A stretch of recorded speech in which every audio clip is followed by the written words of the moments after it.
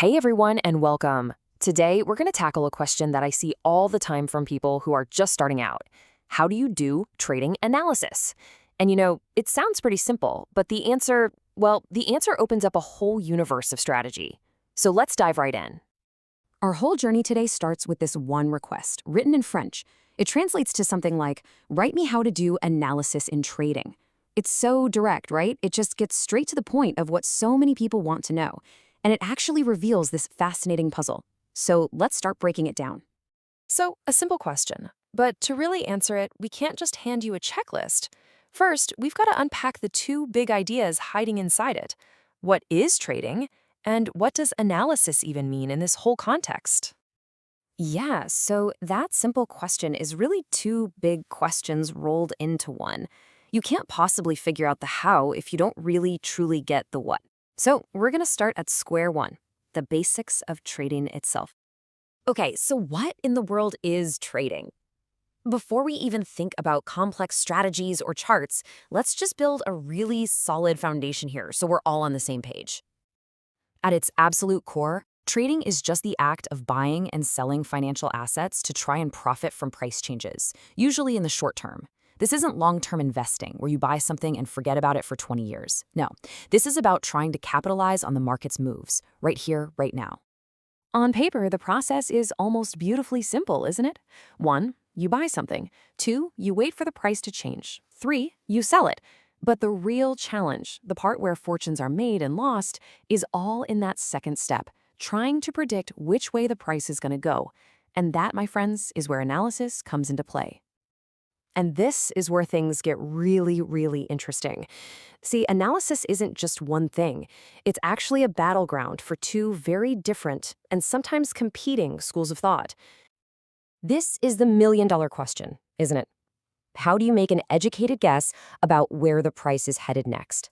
That is the fundamental problem that all market analysis is trying to solve. So the two main camps are technical analysis and fundamental analysis. Now, they both have the same goal, predicting price movements, but they go about it in completely different ways. It's almost like they're speaking two totally different languages. All right, first up, you've got your technical analyst. These are the chart wizards. They live and breathe price charts.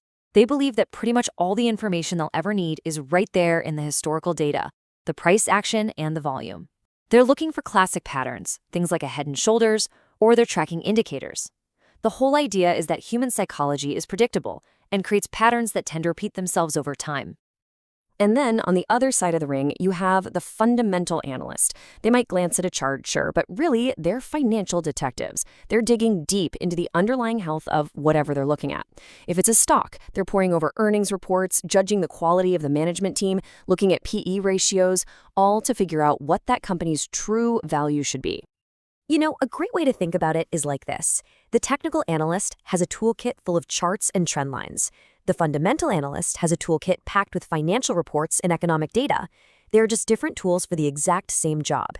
Neither one is automatically better, they're just different. So which one is right? It's really easy to see these two approaches as being in conflict, a battle of charts versus spreadsheets. But the truth is, a lot of successful traders see them as two sides of the very same coin. And this slide really nails the difference. Technical analysis is amazing at telling you what the price is doing right now. Is it going up? Is it bouncing off a key level? Fundamental analysis, on the other hand, tries to tell you why it's happening. Is it because of a great earnings report, a change in the economy? And that's exactly why so many traders use a blend of both. They might use fundamentals to pick a solid company, and then use technicals to pinpoint the exact best moment to get in or get out. So, the huge takeaway here is that there's no single secret answer to how to do analysis. Instead, it all starts with understanding that there are two main philosophies, two very different starting points for your journey. You kind of have to pick a lane, or better yet, learn how to drive in both. And all of this brings us to our final and maybe most important point, because once you understand these two schools of thought, it completely reframes that original question we started with. You see, the answer to how to do analysis isn't some secret formula that someone can just give you. It's about understanding the frameworks that are out there, choosing your tools, and then just relentlessly building and refining a system that works for you and your goals. So in the end, we're left with this really cool question. Is the technical analyst who's poring over all that data and all those patterns, are they a scientist? And is the fundamental analyst interpreting reports and human behavior, are they an artist? Or maybe, just maybe, is great trading analysis something that lives in that fascinating, challenging space right in between? That's something for you to think about. Thanks for joining me.